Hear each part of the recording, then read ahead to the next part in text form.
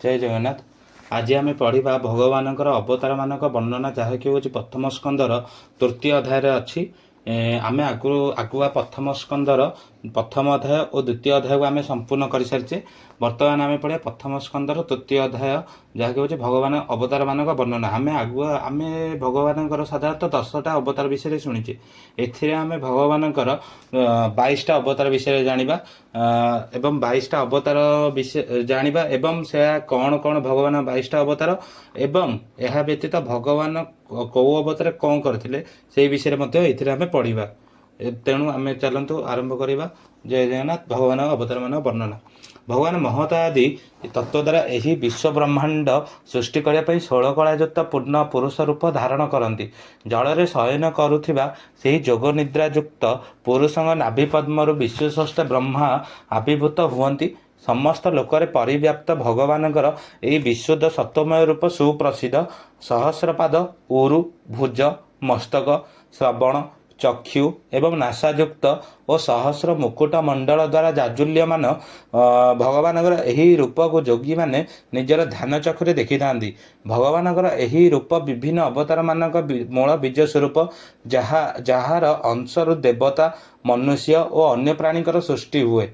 प्रथम श्री भगवान ब्रह्मज्ञानी कुमार अर्थात सनत कुमार आदि रूप आविर्भूत हो अखंड दुश्चर ब्रह्मचर्य व्रत पालन कले।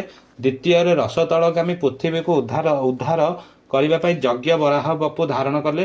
तृतीय मरीचि प्रभृति ऋषिगण सृष्टि काल देवर्षि नारद रूप अवर्तीर्ण हो निष्काम कर्मयुक्त भक्ति योगर प्रचार कले। चतुर्थ नर नारायण रूप धर्मंकर ठारू जन्म लाभ कर आत्मसंयम घोर तपस्यारत हेले। पंचम सिद्ध पुरुष मध्य श्रेष्ठ कपिल नाम आविर्भूत हो ज्ञानी मानकर मध्य कालक्रमे लुप्त हो पड़ता सांख्य तत्वर ज्ञान प्रचार करते कले। एवं तापर षष्ठरे अत्रिपत्नी अनुसया मनोवांछा पूर्ण कर दत्तात्रेय नाम पुत्र रूप जन्म ग्रहण कले और अलर्क और प्रहलाद प्रभृति विष्णु भक्त मान आत्मविद्या प्रदान करते। सप्तम भगवान रुचि प्रजापति ऋषिंगर पत्नी आकृति गर्भर यज्ञ रूप अवतीर्ण हो निजर पुत्र जाम आदि देवमान सहित स्वयंभुव मनुकर समग्र मनंतर रक्षा करथिले। एवं अष्टम उरुक्रम नाभिंकर पत्नी मेरुदेवी पुत्र ऋषभ रूप ऋषि मान सबु आश्रम नमस्य परमार्थी मार्ग दर्शाई। नवम अवतार भगवान ऋषि मानकर प्रार्थना राजा पृथु रूपे पार्थिव शरीर धारण करथिले एवं एही कामनीय अवतार से समस्त औषधीय वस्तु पृथ्वीर दहन करथिले। दशम अवतार भगवान मत्स्य रूप ग्रहण कर चाक्षुष मनंतर पर प्रलय पयोधि जल बुड़ी जाइथिबा नौका को उद्धार करी से परवर्ती मनंतर अधिपति वैवस्वत मन को बसाई।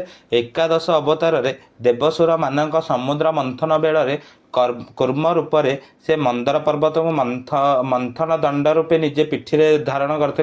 द्वादश अवतार धन्वंतरी एवं त्रयोदश अवतार मोहिनी रूप असुर मान मोहित करी देवता मान अमृतपान कराई। चतुर्दश नरसिंह अवतार और जो रूप मसिणा बुणाली घास को चिड़िला भली दैत्यपति हिरण्यकश्यप को निज जंघर रखी नखरे विदारण करते अर्थात चिरी फाड़ी देते। पंचदश अवतार बामन रूप बलिर यज्ञस्थल जाई त्रिलोक प्राप्ति इच्छा बलि राजा को त्रिपाद भूमि भिक्षा मागी से माटी तले जो पाद पकई पृथ्वीर गर्भ को नहीं जाते। षोडश अवतार ब्रह्मद्रोही राजा मान देखी कोपर परशुराम रूप पृथ्वी 21 बार क्षत्रिय वंश को नाश करते। एवं सप्तदश अवतार सत्यवती ठारू पराशर औरसरु वेदव्यास रूप जन्म लाभ करी साधारण बुद्धिर लोक मानक पई वेद को बहु शाखा उपशाखा विभक्त करते।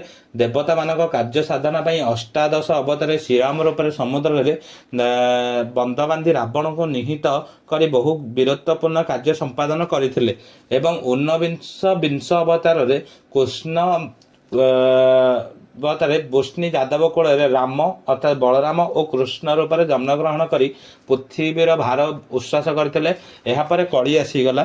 ଭଗବାନ ଏହି କଳି କାଳରେ ବୁଦ୍ଧ ରୂପରେ ଅଜିନଙ୍କର ପୁତ୍ର ହୋଇ ଗୟା ପ୍ରଦେଶରେ ଜନ୍ମଗ୍ରହଣ କରିବେ ଏବଂ ଅସୁରୀ ପ୍ରକୃତି ଲୋକଙ୍କୁ ମୋହିତ କରିବେ, ମାନେ ଅର୍ଥାତ୍ ଜନ୍ମ ହେବେ। ଏହାପରେ କଳିଯୁଗର ଶେଷ ଓ ପରବର୍ତ୍ତୀ ଯୁଗ ଆରମ୍ଭରେ, ଅର୍ଥାତ୍ କଳିଯୁଗର ଶେଷ ଓ ସତ୍ୟଯୁଗ ଆରମ୍ଭରେ ଭଗବାନ ଜଗଦୀଶ୍ୱର ବିଷ୍ଣୁ ଯଶାଙ୍କ ପୁତ୍ର ରୂପରେ, ଅର୍ଥାତ୍ ବିଷ୍ଣୁ ଯଶା ଯିଏକି ଆମର ମଧ୍ୟପ୍ରଦେଶର ସମ୍ଭାଳରେ ଜନ୍ମଗ୍ରହଣ କରିବେ।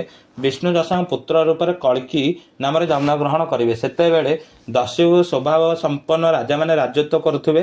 ହେ ବିପ୍ରଗଣ, ଏହାପରେ କହିଲେ, ହେ ବିପ୍ରଗଣ, ଯେପରି ବିଶାଳ ହ୍ରଦ ମଧ୍ୟରୁ ଅସଂଖ୍ୟ ଝରଣା ପ୍ରବାହିତ ହୁଅନ୍ତି, ସେହିପରି ସତ୍ୱଗୁଣ ନିଧନ ଶ୍ରୀହରି ଅସଂଖ୍ୟ ଅବତାର ଗ୍ରହଣ କରିଥାନ୍ତି। ପ୍ରଜାପତି ସମେତ ଋଷିଗଣ, ମନୁଷ୍ୟଗଣ, ଦେବତାଗଣ ଏବଂ ମହାତେଜସ୍ୱୀ ମନୁପୁତ୍ରଗଣ ସମସ୍ତେ ଭଗବାନ କାଳ ରୂପେ ଗୃହୀତ ହୁଅନ୍ତି। ଭଗବାନଙ୍କର ଏହି ସମସ୍ତ ଅବତାର ତାଙ୍କର ଏକ ଅଂଶ।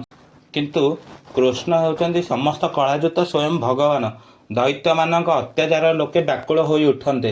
ସେମାନଙ୍କୁ ରକ୍ଷା କରିବା ପାଇଁ ସେ ଯୁଗେ ଯୁଗେ ଅବତୀର୍ଣ୍ଣ ହୁଅନ୍ତି। ଯେଉଁ ବ୍ୟକ୍ତି ସନ୍ଧ୍ୟାରେ ଏବଂ ସକାଳେ ନିଷ୍ଠାପର ଭାବରେ ଭଗବାନ ଏହି ଗୋପନୀୟ ଜନ୍ମ ରହସ୍ୟକୁ ଜପ କରେ, ସେ ସଂସାର ଦୁଃଖରୁ ମୁକ୍ତ ହୋଇଯାଏ। ଚିନ୍ମୟ ଭଗବାନଙ୍କର କୌଣସି ରୂପ ନାହିଁ, କିନ୍ତୁ ଜୀବମାନଙ୍କର ମଧ୍ୟରେ ବିଷୟ ଜନ୍ମ ପାଇଁ ମହତ ଆଦି ତତ୍ତ୍ୱମାନଙ୍କ ସାହାଯ୍ୟରେ ମାୟା ଗୁଣରେ ସେ ଏହିପରି ରୂପମାନ ଗ୍ରହଣ କରିଥାନ୍ତି।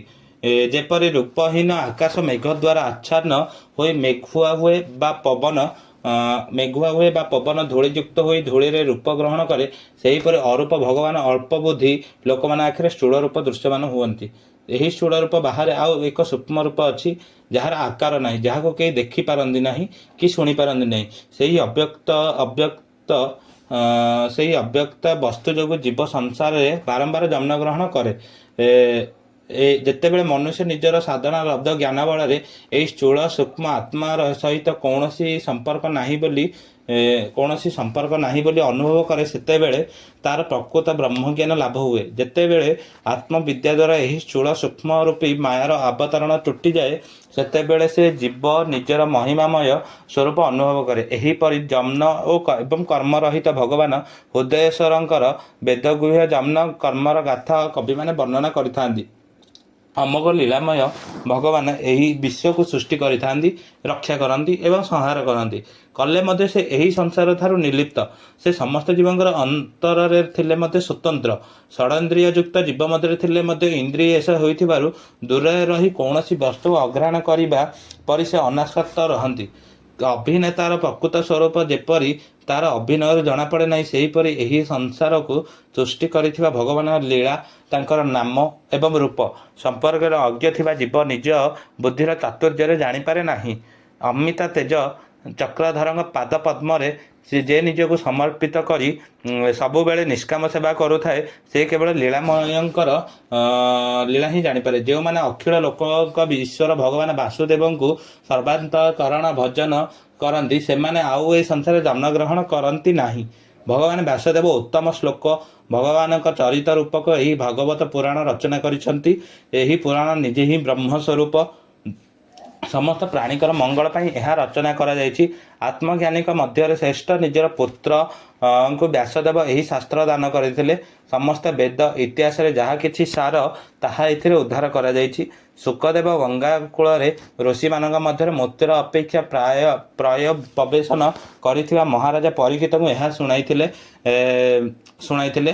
ଧର୍ମଜ୍ଞାନାଦି ସହିତ କୃଷ୍ଣ ନିଜ ଧାମକୁ ଚାଲିଯିବା ପରେ କଳିଯୁଗର ଅଜ୍ଞାନ ରୂପ ଅନ୍ଧକାରରେ ଥିବା ଲୋକମାନଙ୍କ ପାଇଁ ଏହି ପୁରାଣ ରୂପକ ସୂର୍ଯ୍ୟ ଉଦିତ ହୋଇଛି।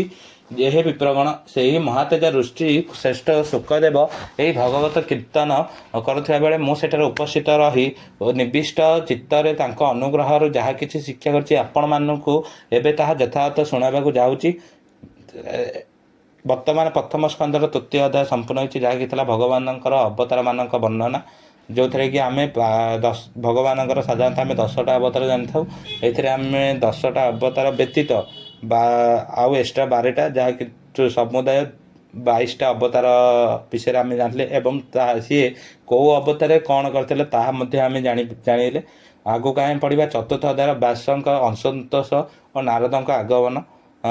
ମୋର କୌଣସି କାମ ଥିବାରୁ ମୁଁ ବର୍ତ୍ତମାନ ସମୟରେ କିଛି ଭିଡ଼ିଓ କରିକି ଛାଡ଼ି ପାରୁନଥିଲି। ଏବେଠାରୁ ଲଗାତାର ଭିଡ଼ିଓ ଆସିବ ଏବଂ ଆମେ ସୋମବାର ଠାରୁ ଜାଗର ପର୍ଯ୍ୟନ୍ତ ଏକ 12 ଦିନିଆ ମହାଦେବଙ୍କର ବିଷୟରେ ସର୍ଟସରେ ଛାଡ଼ିବୁ, ଯାହାକି କେବଳ ଶିବଙ୍କର ବିଷୟରେ ଥିବ। ଜୟ ଜଗନ୍ନାଥ।